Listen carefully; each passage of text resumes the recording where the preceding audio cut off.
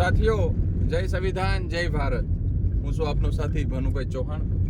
ગઈકાલે જુનાગઢની અંદર સમાજના લોકો દરેક જિલ્લામાંથી મોટી સંખ્યામાં આગેવાનો ઉપસ્થિત રહ્યા. ગઈકાલે રાજુભાઈના દીકરાની સાથે જે બનેલી જે ઘટના છે, ઘટનાને લઈને એસપી સાહેબ તથા કલેક્ટર સાહેબને રૂબરૂ મુલાકાત કરી.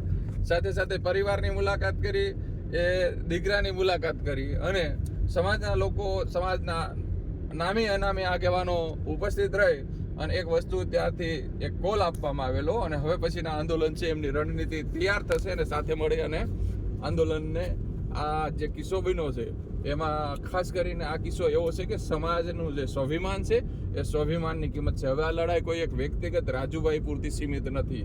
આ લડાઈ સમાજની થઈ છે. કે વિચાર કરજો કે એસસી સમાજ જુનાગઢ જિલ્લાના પ્રમુખ રાજુભાઈ મજબૂત વ્યક્તિ હોવા છતાં એમના દીકરાની હાલત જો આવી થઈ શકતી હોય તો નાના માણસોની હાલત આ રાજકોટ જિલ્લાની અંદર, રાજકોટ જિલ્લાના ખાસ કરીને ગોંડલ તાલુકા એસસી સમાજના વ્યક્તિઓની હાલત શું હશે, આ વસ્તુ થઈ. તો એને લઈ હાલ કાલે કલેક્ટર સાહેબને અને એસપી સાહેબને મળ્યા પછી તંત્રને એક વસ્તુ, સરકારને એક અલ્ટિમેટમ આપવામાં આવ્યું છે કે ગુરુવાર સુધીમાં આ આરોપીઓની ધરપકડ નહીં થાય તો ગુરુવાર પછી અમારું આંદોલન ચાલુ થશે.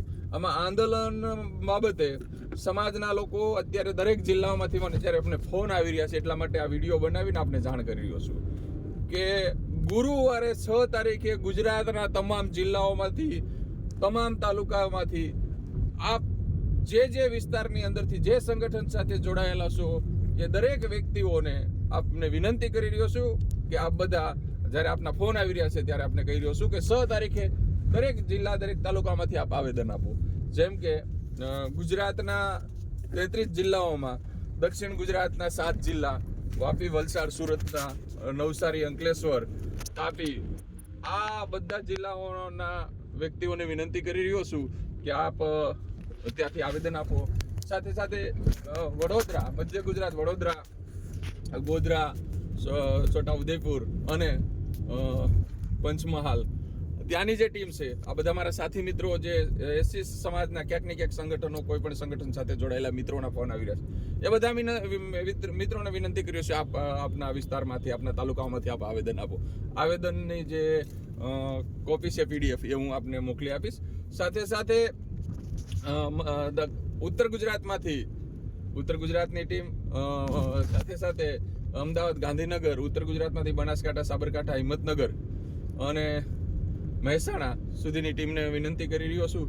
સાથે સાથે સૌરાષ્ટ્રના દરેક જિલ્લાઓ અને ભાવનગર, અમરેલી, જુનાગઢ, ગીર સોમનાથ, સુરેન્દ્રનગર, રાજકોટ, જામનગર, પોરબંદર, કચ્છ, ભુજ સુધી આ દરેક વ્યક્તિઓને દરેક પોતપોતાના તાલુકા, જિલ્લામાં જ્યાં આપને જે પેલેસ નજીક થતું હોય ત્યાં આપ આવેદન આપો. સાથે સાથે કાલનો મારો વિડીયો મૂક્યા પછી ખૂબ જ લોકોએ આ વિડીયો અમારા જોયા કાલે અને ત્યાર પછી ઘણા ખરા લોકોએ ખૂબ સારી વાત કરી કે આ એક વ્યક્તિ છે એ આવો હોય જ નહીં, પણ આ વસ્તુ કરાય જ નહીં.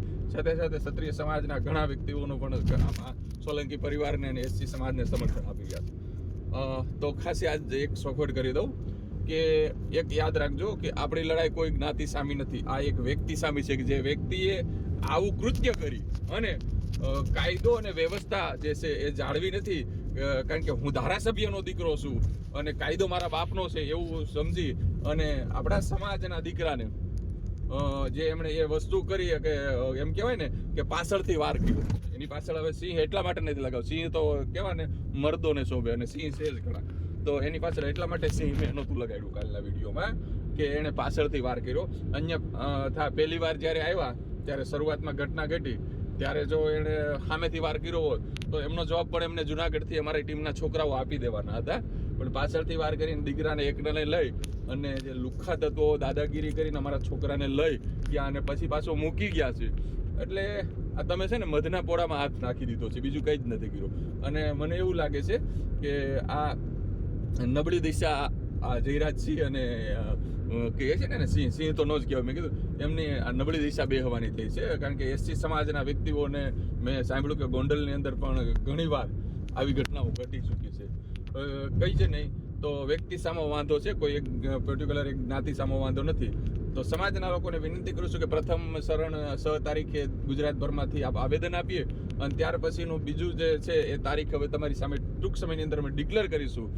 બીજું જે શરણ છે એ ગોંડલની અંદર આપણે મહાસંમેલન ગોંડલની અંદર કરવા જઈ રહ્યા છીએ. સમાજ ત્યાં ગોંડલની અંદર એકઠા થશું. એ તમને તારીખ અને સ્થળ સમય એ ફરીથી વિડીયોના માધ્યમથી બતાવીશું. અત્યારે આ આંદોલન ફક્ત કોઈ એક સંગઠન કોઈ એક વ્યક્તિનું નથી, આ સમાજનું આંદોલન છે. રાજુભાઈના પરિવાર ઉપર આજે આવી છે, કાલે તમારા પરિવાર ઉપર પણ આવી શકે. અત્યારે હું બોલી રહ્યો છું, ક્યાંક ને ક્યાંક કાલે મને પણ આ વસ્તુ કરી શકે. તો આ વ્યક્તિને મારી શકે છે, વ્યક્તિને જીવન બંધ કરી શકે, સમાજની નહીં. તો સમાજના વ્યક્તિઓને વિનંતી કરી છે કે અમે સમાજ માટે બોલીએ છીએ.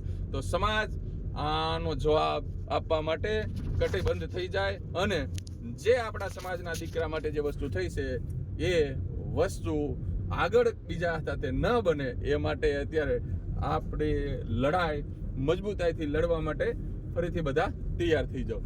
આ જ વાત સાથે આ બધાને મારા જય ભીમ.